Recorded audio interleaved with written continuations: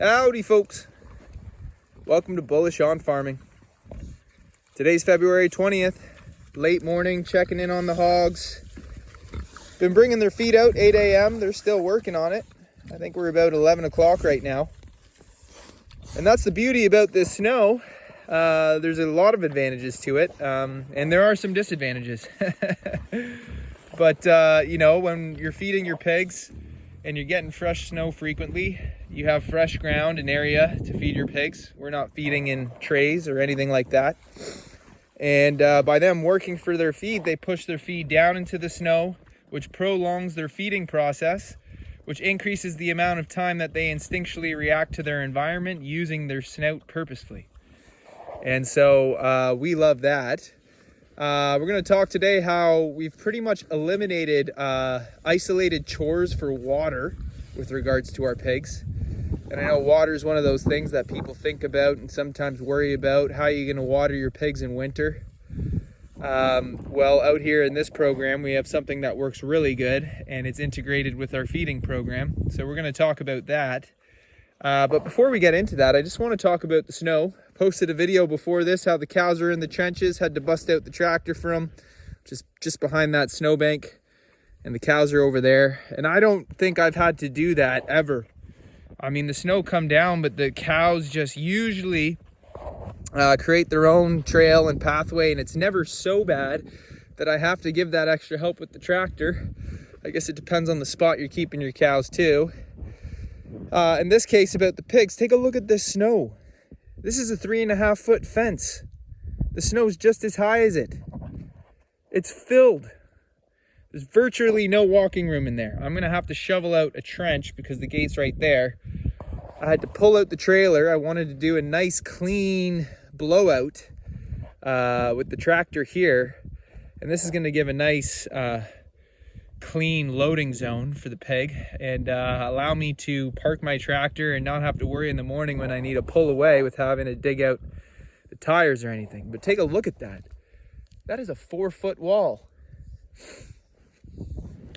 Talk about a crazy Arctic winter we're having. And so the fences are completely covered when you're talking about electric lines. If we were out there, which we would be silly to be out there at this moment, but if we were, there's no way we'd be using poly braid reels. Zero. So this pasture-based setting in the fences is definitely paying off for us.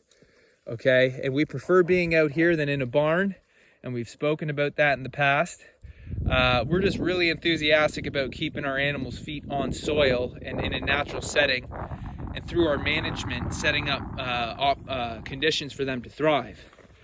And so, you know, they've got that A-frame, which looks like a gingerbread house with a lot of icing on it. We've talked about how we use hay to insulate it and large bales on the back end when the wind chill's high. You know, bringing the feed out here allows them to feed on fresh ground. The snow keep coming, layers of snow, which is great. And when this all melts away, we're going to have a lot of water seeping into the soil. And I take it that we're going to have a great spring for our pasture flush out. So let's talk today about how we've integrated our watering with our feeding and how we don't do isolated chores for water for our hogs. And so we soak our feed. We soak it in milk and water. If we had enough milk, we would just be doing milk. But a lot of our milk right now are going to our small, not weaners anymore. I guess they're technically growers. They're around 60 pounds. But they need it more than these guys. And so these guys still get soaked feed, and it's fermented, so a 3-day soaking process. And there's a lot of water content in there, okay? A lot of it gets absorbed by the grain, and there's a lot of excess water as well surrounding the grain. If you've ever fermented, you want to keep the water levels above the grain. And so at first, what I was doing was I was coming and spreading out their feed, and then I do actually have a tray that I was filling up with water, but it's completely covered by the snow now. I'm not going to see that till March. But what would happen was I'd bring out their water separate. They'd barely drink it. That whole tray would just become a ice tray There'd be a huge, large cube in it. I'd have to punch it out just to fill it with water the next day. What I found was the pigs are actually getting enough moisture ingestion from the fermented feed. Also, since they're foraging through the snow for their feed, and as they push the grain into the snow, they consume more snow.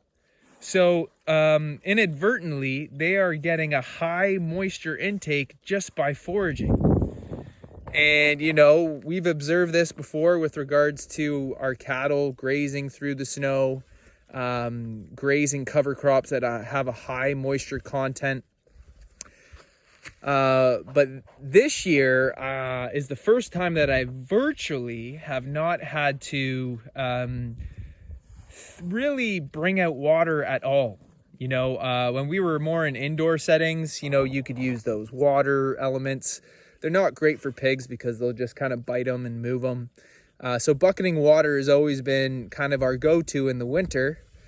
But here we are now with a very snowy, cold winter, and this excess snow is essentially watering our pigs. So I know a lot of people worry about, you know, how am I going to water my pigs? It's a chore and a half to keep the water accessible to our pigs. Well, think about the animals outside in a wildlife setting. You know, some of them might be struggling because the ponds are frozen and whatnot, but what do you think they're doing? If they're instinctually reacting to their environment and demonstrating self-preservation, then they must eat the snow and lick the snow to supplement water intake. And of course, if they find swampy areas where it's been insulated by snow, they can stick their nose through and get a gulp of water.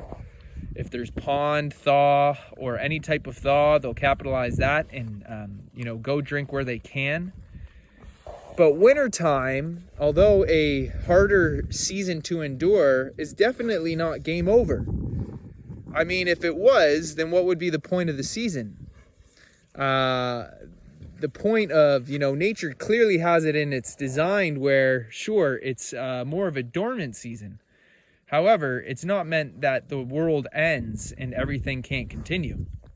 And so we're observing that on our farm strictly by virtue of the fact that our pigs put in a wildlife setting, and it's not, you know, they're in a fenced area. But what I'm trying to say is in a natural setting where they're exposed to the natural elements, they are instinctually reacting to their environment and demonstrating self-preservation. You know, their hydration needs are being taken care of.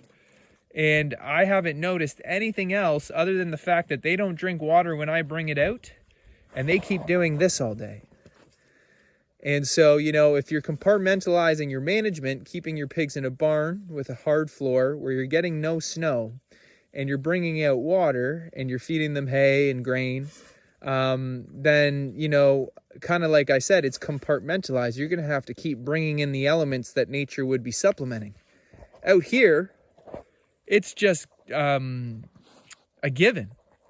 And nature provides because if it didn't, then animals wouldn't really be able to continue in their evolution and live as they have over millennia. And so if you're considering running pigs, you're going to have some experience. But I'd say that it's definitely people who worry about running their pigs outside. I'd say that the fear is overinflated. Because as long as your pigs have the ability to keep warm, as long as you just don't have one or two pigs, which you could probably get away with, but you'd want to wait till they're a bit heavier before you get them out here. And you give them plenty of hay, the ability to cover themselves, and the ability to feed from the land and kind of, you know, like I've explained with how we're feeding our grain, do it in such a manner where they're incentivized to eat the snow and then probably start to get a clue and say, or think, I'm not thirsty because I'm doing this thing where I'm eating snow and food at the same time. Then you're essentially covering all your bases. Now, we check on our animals at least twice a day. A lot of the times it's 3 times a day. And that way you can catch things quick and address issues before they become a problem. However, the pigs have just been on autopilot this whole winter. it's amazing. If I didn't have to load pigs through the winter, I wouldn't have to do special things like this and dig out stuff like that, which is some extra work. But you want to run pigs year-round in an outdoor setting, then I guess you're going to have to deal with it, right? There's a reason why people run pigs in the barn, and a lot of it's because of convenience. It's not convenient for us to learn how these animals can survive and thrive in outdoor settings and then be a keen, attentive manager in staying in tune and having a pulse on that program. It's much more convenient to know they're safe and cozy in the barn with little risk. However, the trade-off is their quality of life, hygienic conditions, and unplugging them from their foraging rhythms. So we value nature's design.